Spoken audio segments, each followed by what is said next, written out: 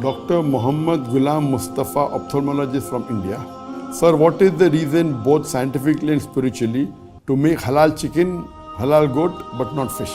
Please reply. What Dr. Muhammad Ghulam may be asking, that when we slaughter the chicken or the goat, we do zabiha. So why is there not a requirement to do zabiha to a fish? And that's a very good question. As far as Islam is concerned, Quran clearly mentions in Surah Ma'idah, chapter number 5, verse number 96, that lawful for you is the pursuit of the water game. And Allah says in Surah Ma'idah, lawful for you are food of the sea, fresh and tender. So Allah has given permission, it's allowed. And there are various hadith that also says that amongst the dead animal, the only two that are permitted, it is the fish and the locust. So the hadith, and only blood that is permitted is that of the spleen and the liver. So Islamically, it is permitted to have fish without doing zabiha. But we know Islamically, with a goat, chicken, or cow, etc., when we have to eat them, we have to slaughter to zabiha. In zabiha, what we do, there are various conditions. The main is that see to it that the knife is sharp, see to it that it's not in front of other goat, and you do it swiftly.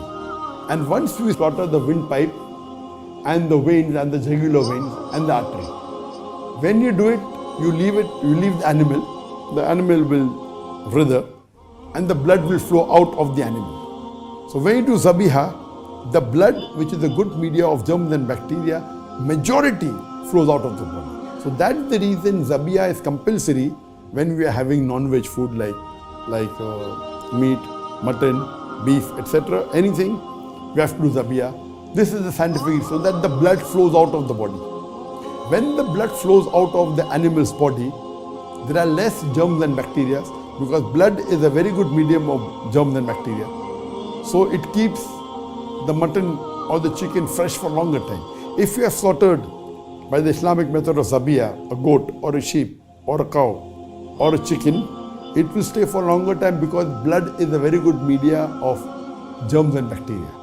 So in the normal cases, that if you don't do zabiya, the blood remains in the body of the animal and even the disease remains and high chances of you getting the disease. So Islamic slaughtering, zabiya is a must for non-veg. Now the question posed is, why not zabiya for fish? Because fish is sea life and goat and sheep, they are animals. They don't live in water. The difference in the system is that in the fish, there are gills. And when the fish dies, it gasps. When it gasps, the gills, it sucks all the blood into the gills. So in a fish, when a fish dies, when a fish is brought outside water, it struggles and you find it writhing and then it dies. So when it's out of water, because the fish cannot breathe, so what happens? When it starts breathing and it cannot, it can only normally breathe in water. It doesn't have the function to breathe in normal air like how human animals have. So what happens? Most of the blood is sucked by the gills. So when a fish has died because of loss of air, loss of oxygen, when it dies, the blood is sucked by the gills. That's the reason, scientifically, the blood doesn't remain in the body of the fish. Number one, the blood of the fish differs from the blood of the goat, the sheep or the animal. It's not as much of bacteria and toxins as the blood of the goat, the cow, the sheep. And secondly, the blood is sucked. So first of all, this blood is not as dangerous as the blood of the animals. Number two, the blood is sucked.